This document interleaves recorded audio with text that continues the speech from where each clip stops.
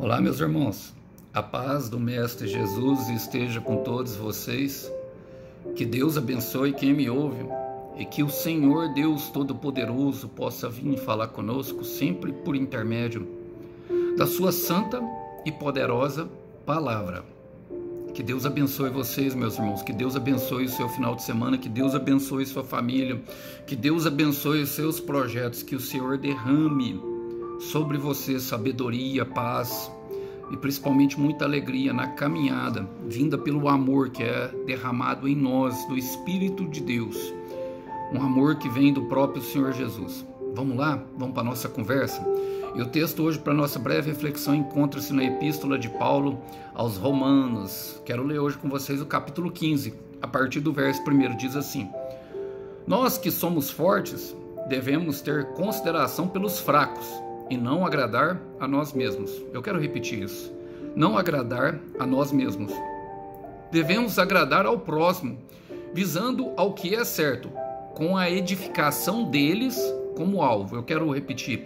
Com a edificação deles como alvo. Pois Cristo não viveu para agradar a si mesmo. Como dizem as Escrituras, o insulto dos que te insultam caem sobre mim. Estas coisas foram registradas há muito tempo para nos ensinar, e as Escrituras nos dão paciência e ânimo para mantermos a esperança. Somente até aquilo, para aquilo que o Senhor quer falar conosco, irmãos. Glória a Deus. Irmãos, a igreja, a epístola de Paulo aos Romanos é uma epístola que ela tem essa visão. Eu posso resumir nesses 4 versículos que eu li com vocês a visão que Paulo tem justamente daquela igreja. Porque como os romanos se reuniam em pequenos grupos, o que nós poderíamos chamar hoje de igreja em células, os falsos mestres entraram com um falso ensino, tentando mostrar que era por meio das obras que se alcançava a salvação, e não por meio da fé em Jesus Cristo. E Paulo escreveu essa carta justamente para quê? Para colocar as coisas no lugar. Então havia ali uma divisão entre judeus e gentios, como se os gentios não fossem merecedores da graça de Deus, e nós sabemos que Deus quebrou essas barreiras. Nós vemos o próprio Senhor Jesus curando ali o escravo daquele centurião romano. Ele também atende ao pedido da mulher cananeia, muitos milagres que dão a entender que o Senhor Jesus alcançaria outros povos além de Israel. Afinal, ele veio para os seus, e os seus o rejeitaram.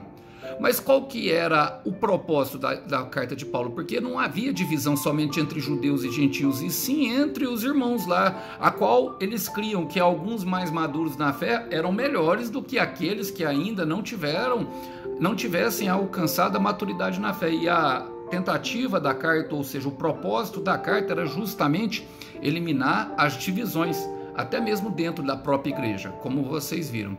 E baseado nisso, baseado nessa introdução, eu quero contemporalizar e trazer para a nossa vida, meus irmãos, esse estudo, esse aprendizado, esse algo que vem da parte do Senhor, trazer para a nossa vida esses versículos. Vamos lá? Diz assim: Nós que somos fortes devemos ter consideração pelos mais fracos e não agradar a nós mesmos. Irmãos, e é aqui que nós percebemos justamente quem são os gigantes espirituais, os maduros na fé. Por quê, irmão? Porque o maduro na fé, ele se anula por outra pessoa. Eu quero repetir isso. Quem é que se anulou por você? Quem é que foi os seus passos no chão? Quando você nem sabia caminhar, ou quando você não conseguia enxergar um passo na frente? Quem te amou sem ter um porquê? Porque nós que somos mais fortes, e quem é que nós somos mais fortes? Aqueles que já têm uma fé desenvolvida, e essa fé ela é baseada no amor de Jesus, irmão. Essa fé ela é baseada no próprio amor. Se nós quisermos ser como o mestre, nós devemos andar como o mestre andou, é nos mesmos passos. Então, a todos por igual, irmão, não devemos nos considerar melhores. Olha, eu quero ler com vocês um texto. Davi, um homem segundo o coração de Deus, ele entendia bem isso. Isso acontecia, meus irmãos, bem antes, no Antigo Testamento. Olha só o que diz esse texto. A palavra fala em 1 Samuel, capítulo 30, versículo 23. Mas Davi disse: Não fareis assim. Eu quero ler na linguagem atual. Só um minuto. Mas Davi respondeu: meus irmãos, vocês não podem fazer isso com o que o Senhor Deus nos deu. Ele nos salvou e nos deu a vitória sobre os inimigos. Ninguém pode concordar com o que vocês estão dizendo. Tudo deve ser repartido em partes iguais. Quem ficou atrás com a bagagem deve receber o mesmo com aquele que lutou na batalha. Irmãos, aqui o Davi, ele participou de uma guerra ali contra justamente contra a Amaleque, ali, os amalequitas. Durante esse período, eles chegaram, né, em Siclag e perceberam que os inimigos tinham queimado toda a cidade e levado as suas esposas. Eles prenderam todas as mulheres, mas não mataram ninguém. Pegaram os filhos e levaram embora. O Senhor consultou, o Davi consultou o Senhor. Nós vamos recuperar. Davi recuperou as forças no Senhor, consultou o Senhor e o Senhor disse: pode ir, que eu lhes darei a vitória. E nesse processo, os guerreiros, os valentes de Davi, em determinado momento ficaram contra, porque eles viram todas as suas esposas sendo escravizadas justamente pelo exército inimigo. Começaram a chorar, atacaram Davi e resolveram ir atrás. E quando eles conseguiram os despojos da guerra, que foi justamente o versículo que eu li. E aqui mostra, meu irmão, uma situação bastante carnal que nós vemos até hoje em nossas próprias igrejas, de elitizar aqueles que são um pouco mais espirituais, aqueles que vão para a frente da batalha, porque alguns, se eu não me engano, foram 200 ou 300, ficaram para trás, justamente porque estavam cansados da longa batalha. Ali eles lutavam durante muito tempo, era uma guerra atrás da outra. Isso cansa, irmão. Muitas vezes nem é a guerra que nos cansa em si, que nós estamos enfrentando, mas sim durante o período de guerra. Satanás, ele age dessa forma, ele nos coloca uma guerra atrás da outra para que nós venhamos a nos cansar. Só que essa tendência elitista, ela mostra justamente a nossa carnalidade, ou seja, aquilo que está entranhado de nós queremos ser melhor. Muitas vezes tratamos em nossas igrejas, em nosso trabalho, pessoas que têm uma condição um pouquinho melhor de dinheiro. E o que Davi está falando? Davi está falando: não, nós vamos dividir em partes iguais, porque aqueles que ficaram guardando a bagagem merecem também. Isso ilustra bem aquilo que Paulo estava dizendo: nós não vamos agradar a nós mesmos, irmãos. E toda vez que nós partimos para essa situação, nós começamos a pecar até mesmo contra o Senhor. A palavra fala: devemos agradar ao próximo visando o que é certo. Até devemos agradar ao próximo, irmão. E aqui nós devemos fazer uma separação do amor próprio, logicamente, irmãos. Eu não estou falando aqui de, por exemplo, relacionamentos entre homem e mulher. Normalmente, quando nós começamos a pregar, as pessoas tendem a levar justamente a isso. Porque se você não ama a si mesmo, você não consegue amar o seu próximo. Devemos agradar o próximo, mas, por exemplo, quando há uma situação de pecado, a pessoa precisa ser confrontada no seu pecado, irmão, para que ela venha a se arrepender. Isso é amor. O que ele estava falando é de pessoas fracas na fé. Eram pessoas que Paulo fala ali em Romanos 14, que ficavam discutindo: não, eu posso comer isso, não posso beber aquilo, não posso, isso é pecado, não, isso não é pecado, entendeu? Então nós não devemos entrar em discussão tola daquilo que é certo ou não, irmão. Sabe, Jesus tem um propósito único para cada um e a gente já sabe o que ele pediu para nós. Não é essa a questão. Nós devemos fazer com a edificação deles como alvo, a todos por igual, mas vai lhe dado uma chance, meu irmão, de você provar que você é um verdadeiro discípulo de Jesus. Porque quando nós passamos a agradar a outros, a mais do que a nós, nós mostramos o amor de Cristo. Olha o que diz em João, quero ler com vocês, capítulo 13, versículo 35. Se tiverem amor uns pelos outros, todos saberão que vocês são meus discípulos. Quero ler na versão Ferreira de Almeida. Fala assim, ó: nisto conhecerão todos que sois meus discípulos, se tiverem amor um pelo outro. E, irmão, isso eu creio que é uma das partes mais difíceis uma das partes mais difíceis da caminhada. Amar o que não foi perdoado. Aquele que crê que nem precisa de perdão, aquele que acha que está certo em tudo. Essa verdadeiramente mostra que nós crescemos na fé, que nós crescemos no amor de Jesus. Tratar bem uma pessoa que nos maltrata, tratar bem uma pessoa que nos ilude, que tenta nos iludir com as suas mentiras e com as suas palavras suaves. Fala que nos ama, mas tá lá de contatinho com os outros no WhatsApp, sabe, procurando sair com outras pessoas caso não dê certo com você, sabe, que troca um propósito por um momento de prazer, que troca um propósito por um momento de dopamina barata. É esse tipo de pessoa que o Senhor Jesus está chamando para nós nos amar, para nós não nos agradarmos a nós mesmos.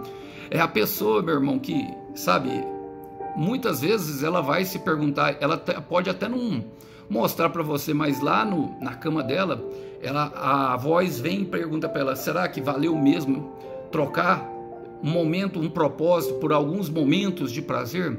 Será que valeu a pena, com apenas 13 anos, você engravidar por esse momento que você teve aqui de prazer e agora perder toda uma vida? Será que valeu a pena mesmo, sabe, se entregar ao pecado?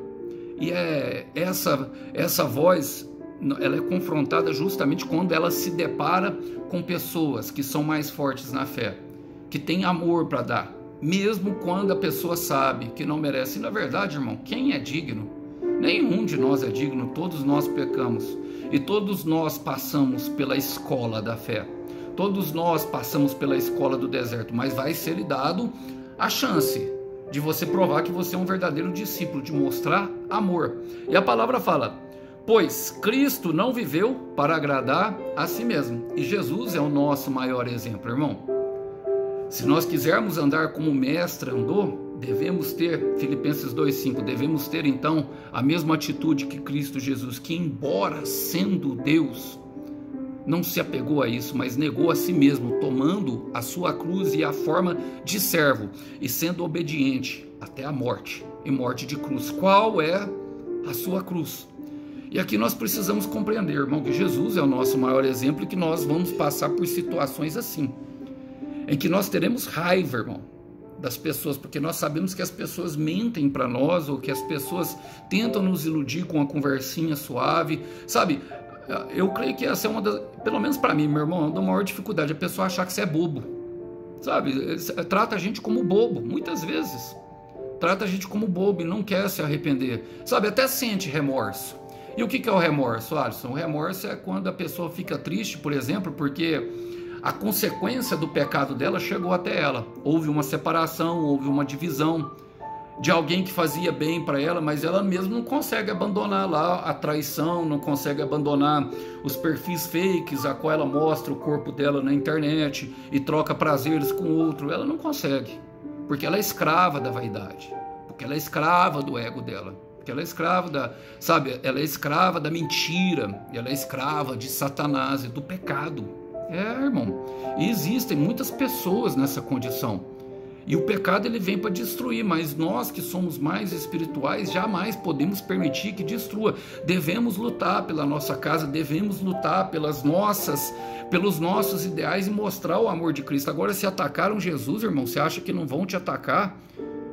Ele veio para os seus e os seus o rejeitaram. Olha o que ele diz em Mateus capítulo 10, quero ler com vocês do versículo 24 ao 26. A palavra diz assim, ó: não é o discípulo mais do que o seu mestre, nem o servo mais do que o Senhor. Está falando nós em relação a ele. Basta ao discípulo ser como o mestre, e ao servo como seu senhor.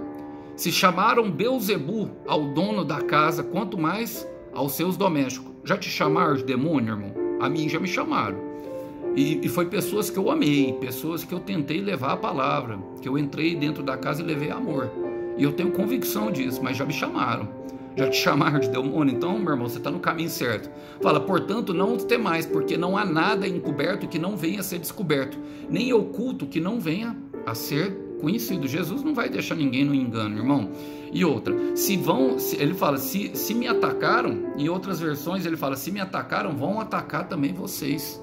Se me chamaram de Beelzebu, quanto mais o que vão chamar vocês.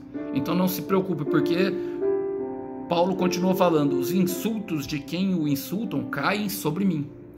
E é isso que as pessoas não compreendem, irmão. É isso que as pessoas que estão cegas no pecado não têm a mínima clareza daquilo que acontece no mundo espiritual. Quando ela nega um propósito por uma pitadinha de prazer para dar um alívio na sua alma, quando ela entra lá no Instagram falso dela e começa a seguir o Moreno Dotado 23 da Bahia, quando ele entra lá naquele perfil falso e começa a seguir a Bianca Safadinha do Nordeste, entendeu? Para ver ela tirando a roupa, irmão, eles estão insultando, não a nós, não estão insultando aqueles que estão falando da palavra, estão insultando a Deus. Então eu sei que às vezes vai ser muito difícil, é um caminho de ingratidão, irmão.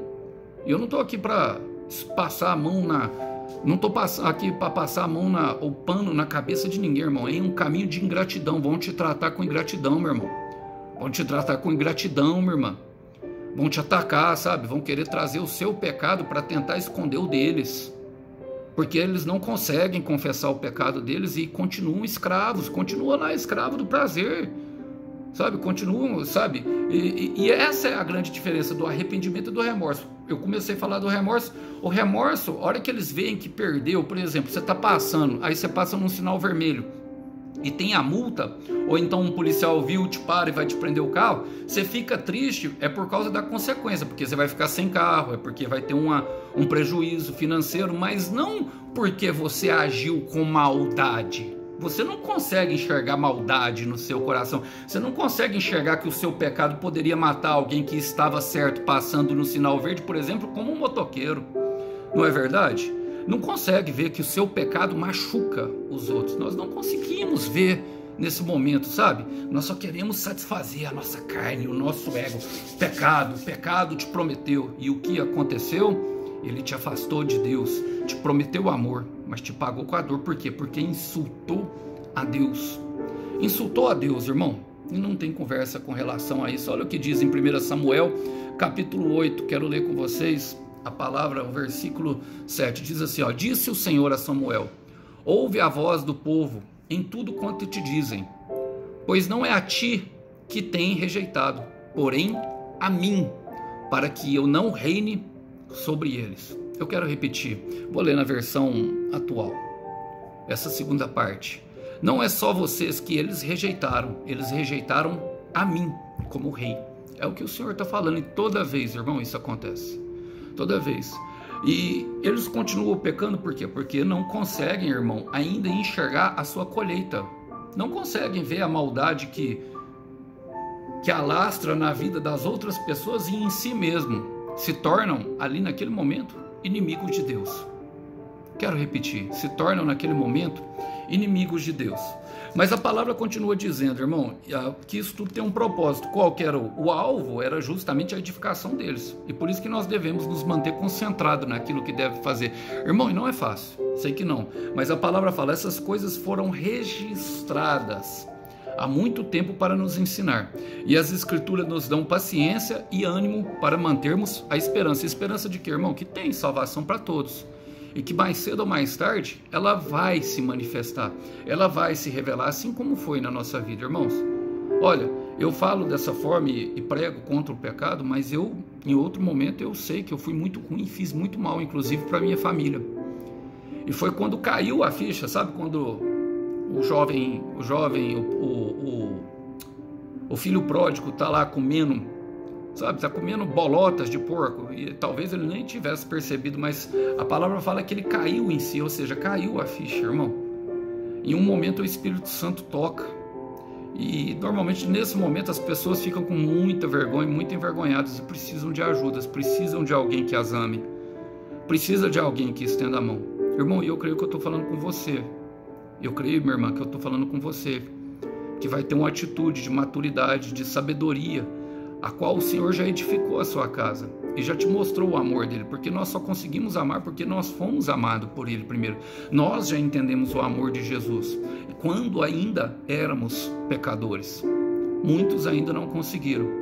Então tudo que você está passando tem um preparo, e tudo que foi registrado na sua vida, a palavra fala, ó, há muito tempo para nos ensinar, e as Escrituras nos dão paciência. Está falando da Bíblia, mas o Senhor, Ele não escreve a nossa história, Ele escreve a partir da palavra. Mas nós temos sonhos, temos vivências, temos experiências com Deus que ninguém pode roubar de nós. E tudo que tem registro na nossa história com Deus, tudo que tem por registro, tem um propósito. Eu quero repetir, tem um propósito. E é melhor sofrer com Deus no deserto por um propósito de algo maior. Tira o olho, irmão, de lá. Tira o olho de lá, minha irmã, sabe, do outro lado. Tira o olho do seu filho que está nas drogas. Tira o olho do marido que está opresso e que só sabe conversar com as novinhas na internet. Tira o olho da sua esposa que está opressa, que é escrava de Satanás e que fica doida para você virar as costas para sair com outro. Tira o olho. Tira o olho. Se você acredita, meu irmão, luta com todas as suas forças e luta com Deus.